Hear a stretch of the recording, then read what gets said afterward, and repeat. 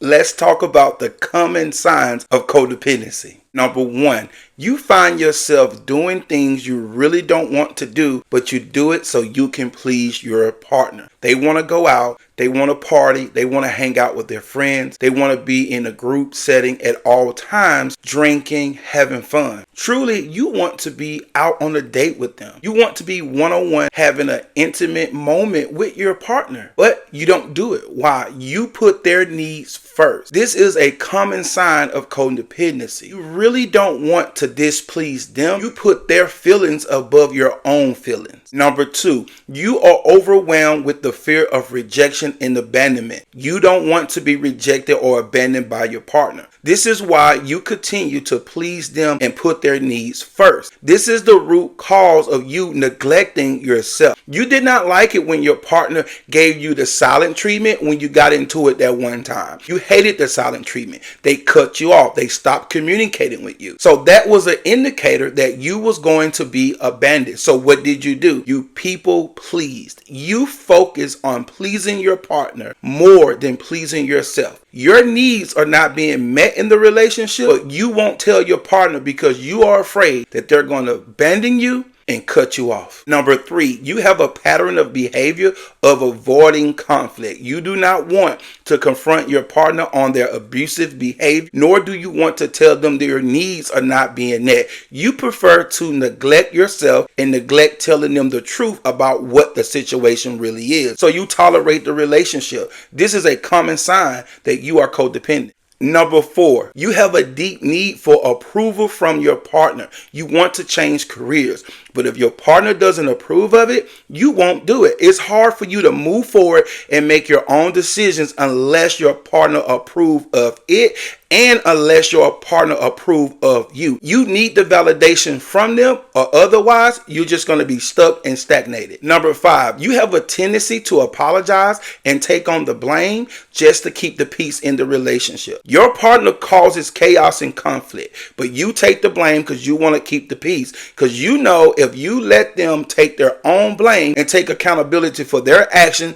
they're going to act out of rage. You fear that consequence, so you'll just go ahead and apologize and take the blame for that situation. This is very common with codependent people. Number six, you take on more tasks than you realistically can handle. Because you always put your partner's needs first, you overcommit to your partner. They want you to do this, you say yes. They give you 20 to 30 tasks to complete for them throughout the day, throughout the week, and you never say no. This is your downfall. You're exhausted now, you're drained, you don't have any energy, you're upset, you're not feeling well, and you blame it on your partner. But we must understand that this codependent behavior has to change. When you start saying no to your partner, you'll begin to see a difference in your relationship. Number seven, you have an excessive concern with your partner's thoughts, habits, and behaviors. The times you should be taking care of yourself, the times you should be meditating,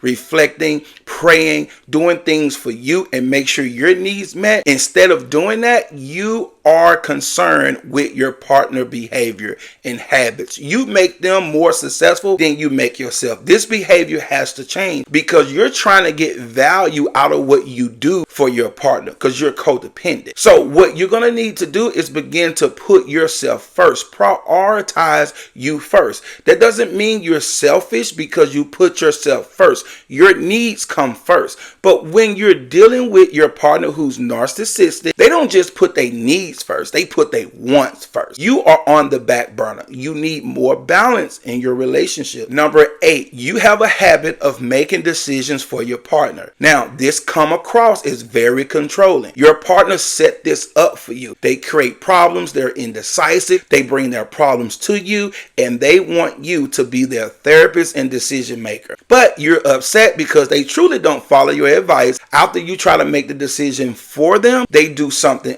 else. And when the times they do what you ask them to do, if it doesn't go right, they blame you for it.